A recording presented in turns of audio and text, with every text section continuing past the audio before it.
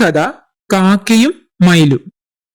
പണ്ട് മയിലാടും പാറയിൽ മക്കു എന്നു പേരുള്ള ഒരു കാക്ക ജീവിച്ചിരുന്നു.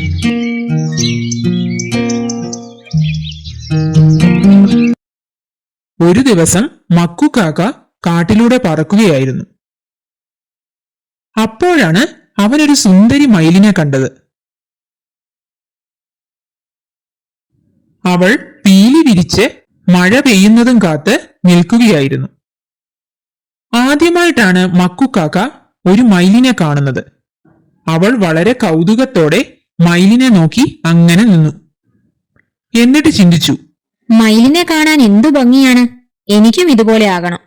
അപ്പോഴേക്കും മഴ വന്നു. മയിൽ പീലി വിരിച്ചിങ്ങനെ നിന്നു. കുറച്ചു കഴിഞ്ഞ് അവൾ അവിടെ നിന്നും പോയി. മക്കു നോക്കുമ്പോൾ അവിടെ കുറച്ച് മയിൽപീലികൾ അവശേഷിച്ചിരുന്നു. മക്കുക്കാക്ക തന്റെ ആഗ്രഹം പോലെ ആ മയിൽപീലികൾ ശരീരത്തിൽ കെട്ടിവെച്ചു. എന്നിട്ട് അവൾ ചിന്തിച്ചു, ഞാനും ഇപ്പോൾ മയിലിനെ പോലെയുണ്ട്. അവൾ അങ്ങനെ വിചാരിച്ചുകൊണ്ട് മയിലുകൾ മാത്രമുള്ള ഒരിടത്തേക്ക് ചെന്നു.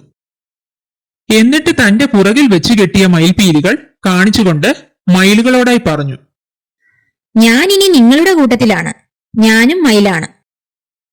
മയിലുകൾ അതിശയത്തോടെ കാക്കയെ നോക്കി. എന്നിട്ട് ചോദിച്ചു, നീ മക്കുകാക്കയല്ലേ, നീ എങ്ങനെ മയിലാകും? പെട്ടെന്ന് മഴ വന്നു. മയിലുകൾ പീലി വിരിച്ച് നൃത്തമാടാൻ തുടങ്ങി. മക്കുക്കാക്ക അമ്പരന്നു. അവൾക്ക് നൃത്തം അറിയില്ലല്ലോ. മയിലുകൾ പറഞ്ഞു, നീ മയിലാണെങ്കിൽ നൃത്തം ചെയ്യേ.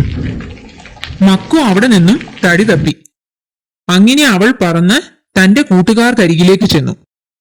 പകുതി മയിലും പകുതി കാക്കയുമായിരിക്കുന്ന മക്കുവിനെ അവർ കളിയാക്കി തുടങ്ങി. അവർ അവനെ കൂട്ടത്തിൽ നിന്നും ഓടിച്ചു. അങ്ങനെ മയിലുകളുടെയും കാക്കകളുടെയും കൂട്ടത്തിൽ ചേരാൻ കഴിയാതെ മക്കു വിഷമിച്ചു.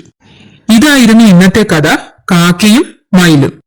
ഇന്നത്തെ കഥയുടെ ഗുണപാഠം: സ്വന്തം വ്യക്തിത്വം കളഞ്ഞ് മറ്റൊരാളാകാൻ ശ്രമിക്കരുത്. എല്ലാവർക്കും അവരുടേതായ കഴിവുണ്ട്. അത് ശരിയായി ഉപയോഗിക്കുക. ജീവിതത്തിൽ വിജയം കണ്ടെത്തുക. കുഞ്ഞുമക്കൾക്ക് ഇന്നത്തെ കഥയുടെ സാരം മനസ്സിലായല്ലോ. ഇതായിരുന്നു ഇന്നത്തെ കഥ കാക്കയും